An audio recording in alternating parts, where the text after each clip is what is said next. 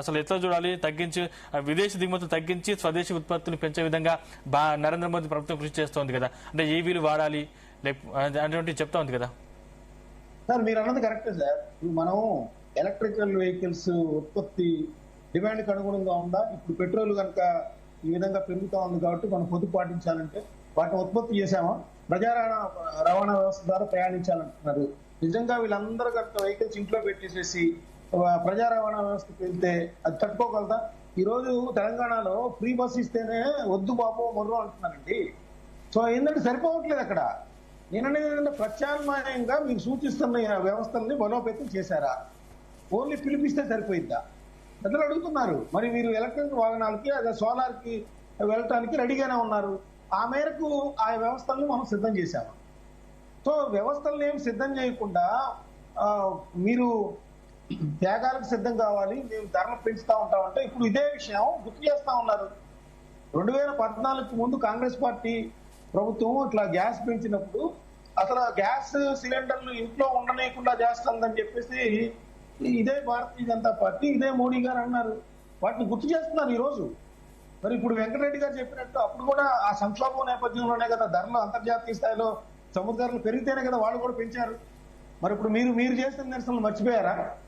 అప్పుడు కూడా మరి ఊరుకోవచ్చు కదా, అదంతా నిజంగానే ఉందని. నేను ఇంకోటి వెంకటరెడ్డి గారు సమాధానం చెప్పండి ఏంటంటే ఖచ్చితంగా మన్మోహన్ సింగ్ గారు ఏదైతే ఆయన యావరేజ్ చేస్తా వచ్చారో ఆ ధరల పెరుగుదలని సముద్ర ధరలు కనుక అంతర్జాతీయ స్థాయిలో ఉంటే దాన్ని ఎందుకు మీరు ఆపివేశారు?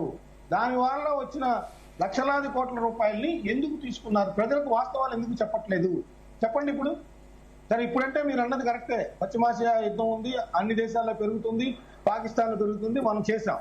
కానీ ఇప్పుడు ఎందుకు ఈ ఎలక్షన్స్ అయిన తర్వాత ఇప్పుడు ఎందుకు అవన్నీ గుర్తొచ్చేస్తున్నాయి? ఇప్పుడే ఎందుకు భర్తీ చేసుకుంటున్నారు? ఇప్పుడే ఎందుకు 750 కోట్ల రూపాయల రోజుకి ఇంకా భారం పడుతుంది చమురు సంస్థల మీద, పెట్రోలియం సంస్థల మీద అని చెప్తా ఉన్నారు? అప్పుడే ఎలక్షన్స్ ముందే చెప్పచ్చు కదా. ఒకటి. రెండోది ఏంటంటే బ్యాంకు ఎగవేతదారులు ఎవరైతే రుణాల ఎగవేతదారులు ఉన్నారో వాళ్ళ మీ వైఖరి వాళ్ళ దగ్గర నుంచి ఎందుకు తేలేకపోతున్నారు? ఇది కూడా అడుగుతున్నారు. వీటికి సమాధానం చెప్పాల్సిన బాధ్యత భారతీయ జనతా పార్టీ మీద ఉంది, నరేంద్ర మోడీ గారి మీద ఉంది. ఖచ్చితంగా మీరు అన్నయ్య కూడా అంగీకరిస్తారు, ప్రజలు బాధ్యతలు తీసుకుంటారు, త్యాగాలు చేస్తారు. కానీ మీరు ద్రవ్యోల్బణాన్ని, నిత్యావసర వస్తువుల ధరల పెరుగుదలని అరికట్టడానికి మీరు తీసుకుంటున్న చర్యలు ఏంటి? యుద్ధం పక్కన పెట్టండి. అది పక్కన పెట్టకుండానే ఇవన్నీ పెరుగుతూ ఉన్నాయి కదా. మీరు అన్నారు ఇందాక ఉద్యోగస్తులకు సంబంధించి డిఏ పెంచుతా ఉంటారు. అది ఎప్పుడూ వస్తూ ఉంటుందండి. అది డిఏ అనేది బిఎన్ఎస్ అలవెన్స్ అనేది ద్రవ్యోల్బణం పెరుగుతా ఉన్న నేపథ్యంలో యుద్ధం అంటే ఇప్పుడు ఈ యుద్ధం దాదాపు వారం రోజుల్లో ఆగిపోతుంది. ఎన్ని రోజులు గడుస్తుందని అసలు మేము ఎక్స్పెక్ట్ చేయలేదు. అసలు నిల్వలు కూడా దాదాపు సరిపోతాయి, ఆ నిల్వలు అయిపోయే వరకు కూడా యుద్ధం ఆగిపోతుంది అనుకుని బీజేపీ ప్రభుత్వం చెప్తోంది కదా. యుద్ధం ఆగేది లేదు. నిన్న ట్రంప్ మాటలు చెప్పాలంటే ఏమన్నారు ఆయన? పక్కన యుఏఈ గాని ఖతార్ గాని వీళ్ళందరూ నన్ను అడిగారు. అడిగిన నేపథ్యంలో నేను ఆపుదాం అనుకున్నాను, కానీ ఇరాన్ వైఖరి చూస్తే ఆ విధంగా లేదంటున్నారు. ఇప్పుడు యుద్ధం అయితే ఆగే పరిస్థితి లేదండి. మనమైతే సిద్ధం కావాలి, దానిలో అనుమానం లేదు. అయితే దేనికి సిద్ధం కావాలి? దేనికి సిద్ధం కావాలి? ఇప్పుడు యుద్ధం ఆగే పరిస్థితి కనిపించట్లేదు. సామాన్య ప్రజలు దేనికి సిద్ధం కావాలి? ధరల పెరుగుదలకు సిద్ధం కావాలి, ఈ పెట్రోల్ ధరల పెరుగుదలకు సిద్ధం కావాలి. ఎందుకంటే ప్రత్యామ్నాయం సూచించట్లా. మీరు త్యాగాలకు సిద్ధంగా అని చెప్పేశారు కదా. కేంద్ర ప్రభుత్వం ఏం చెప్పింది? మీరు అందరూ త్యాగాలకు సిద్ధం కావాలి, కఠిన నిర్ణయాలకి అలవాటు పడిపోవాలి, ఇది కరోనా లాంటి సంక్షోభం అని చెప్తా ఉన్నారు. దీనికేం పరిష్కారం కనపడతలేదు. చెప్పండి మస్తాన్ గారు, మీరు మాట్లాడండి సార్. చెప్పండి. ఇప్పుడు మీరు యుద్ధం ఆగే పరిస్థితి కనపడతలేదు కాబట్టి మనం కఠిన నిర్ణయాలకి పేద ప్రజలు, మధ్యతరగతి ప్రజలు మాత్రమే దీనికి సిద్ధం కావాల్సిన పరిస్థితి కనిపిస్తా ఉంది. ఎందుకంటే వాళ్లే కదా అన్ని నిత్యావసర వస్తువులు కానీ వాటి మిగతా ధనికులైన వాళ్ళు తట్టుకోగలుగుతారు. ఇప్పుడు తట్టుకోలేండి ఎవరు? మనకు అత్యధిక శాతం ఉంది ఎవరు? పేద ప్రజలే కదా. ఏ రాష్ట్రంలో చూస్తున్నా రేషన్ కార్డులు ఎన్ని కోట్లలో ఉంటాయి. సో ఇవన్నీ ఏంటంటే ఖచ్చితంగా పేద ప్రజలు కానీ, మధ్యతరగతి ప్రజలు కానీ కఠిన నిర్ణయాలు సిద్ధం కావాలి. కానీ ఆ కఠిన నిర్ణయాలు సిద్ధం కాకుండా వాళ్ళ మీద భారం పడకుండా ప్రభుత్వం ఎలా వ్యవహరిస్తుందో అనేది మనకి ఇక్కడ ప్రశ్నలు లేవనెత్తుంది. దానికి సమాధానం చెప్పేవాళ్ళు కనపడతలేదు. దాని గురించి ఆందోళన చెందుతున్నారు. చరణ్ కౌశిక్ గారు ఇక్కడ చాలా స్పష్టంగా ఎందుకు చూస్తాం మనం వెనిజులా లాంటి దేశాన్ని కూడా మనం చూస్తా ఉన్నాం. 682% ఉంది వాళ్ళ ఇన్ఫ్లేషన్ రేటు. తర్వాత జింబాబ్వే కావచ్చు, సుడాన్ కావచ్చు, అర్జెంటీనా కావచ్చు, టర్కీ కావచ్చు. ఈ అదేవిధంగా ఈ ద్రవ్యోల్బణం ప్రధానంగా ప్రపంచంలోనే అత్యధికంగా ఇబ్బందులు ఎదుర్కొన్న దేశాలు అవి. అదే కాకుండా అమెరికా కావచ్చు, యూరోప్ కావచ్చు ఇప్పటికే తాము వడ్డీ రేట్లు పెంచడంతో ప్రధానంగా వినియోగదారుల మీద భారం పడి, అదే కాకుండా ఇదైతే హోమ్ లోన్లకు సంబంధించి కూడా ఇబ్బంది ఎదురైతే చెప్పేసి వారు మొత్తుకుంటా ఉన్నారు. ఇండియాలో ఇన్ఫ్లేషన్ రేటు 8.2% ఉన్నది ప్రస్తుతం. ఇంధనం మరియు విద్యుత్ దానిలో అయితే ఇన్ఫ్లేషన్ రేటు 24.7% ఉంది. ఆహార ద్రవ్యోల్బణం 9.1% ఉన్నది. తర్వాత తయారీ రంగంలో కూడా 4.12% కూడా ఉన్నది. ఆర్బీఐ రెపో రేట్లను పెంచుతారని చెప్తా ఉన్నారు. మరి రెపో రేట్లను పెంచితే వెహికల్ సంబంధించినటువంటి ఏదైతే లోన్లు కావచ్చు, తర్వాత హోమ్ లోన్లు కావచ్చు కానీ కూడా పెరిగే అవకాశం కాబట్టి కస్టమర్లు చాలా ఇబ్బంది అయ్యే అవకాశం కనబడతా ఉంది.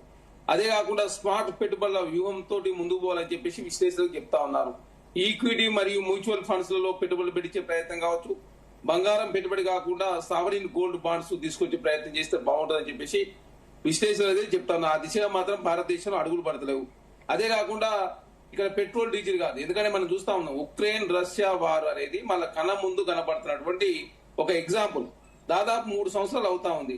అదే కాకుండా ఇరాన్ కావచ్చు, ఇజ్రాయెల్ కావచ్చు, ఆ మన కళ్ళ ముందు కనబడుతున్న అంత పెద్ద యుద్ధము. రష్యా అనేది చాలా పెద్ద దేశం, అయినా ఉక్రెయిన్ ఎగనక పోకుండా యుద్ధం జరుగుతా ఉంది. 3 సంవత్సరాలు అయిపోతా ఉంది.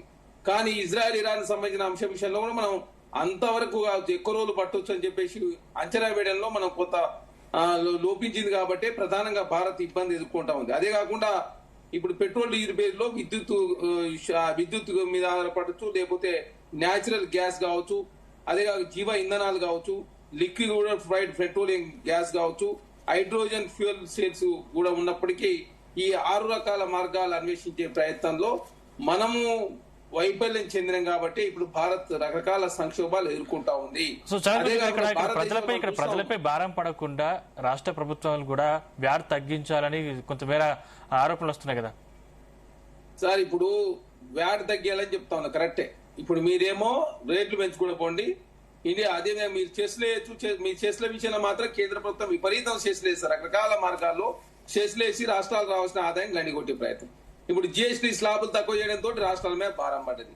మొన్న బడ్జెట్ లో 2 లక్షల కోట్ల రూపాయలు రాష్ట్రాలకు బడ్జెట్ లో నిధులు తక్కువ చేశారు.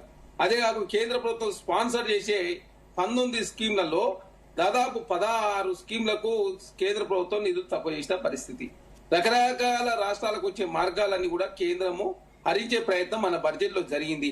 కేంద్ర ప్రభుత్వం 17 లక్షల కోట్ల రూపాయలు మన బడ్జెట్ లో అప్పు తీసుకొచ్చారు. 14 మంది ప్రధానులు 63 లక్షల కోట్లు అప్పు చేస్తే నరేంద్ర మోడీ గారు వచ్చిన తర్వాత 202 లక్షల కోట్లు అప్పు అయింది. అదే కాకుండా 18 లక్షల కోట్ల రూపాయలు రైట్ ఆఫ్ చేసిన పరిస్థితి మనం కూడా చూసినాం. కాబట్టి రకరకాల అన్వేషణ మార్గాలు అన్వేషించకపోవడం మూలంగా రాష్ట్రాలు కూడా పెద్ద ఎత్తున ఇబ్బందులు ఎదుర్కొంటా ఉన్నాయి. జిఎస్టీ రూపంలో రాష్ట్రాలకు నష్టం జరుగుతుంటే ఏ రాష్ట్రాలకు ఎలా నష్టం జరగదు మేము చూసుకుంటామని చెప్పి కేంద్రం చెప్పింది. తెలంగాణ రాష్ట్రం ఒకదాని మీద 3,000 కోట్ల రూపాయలు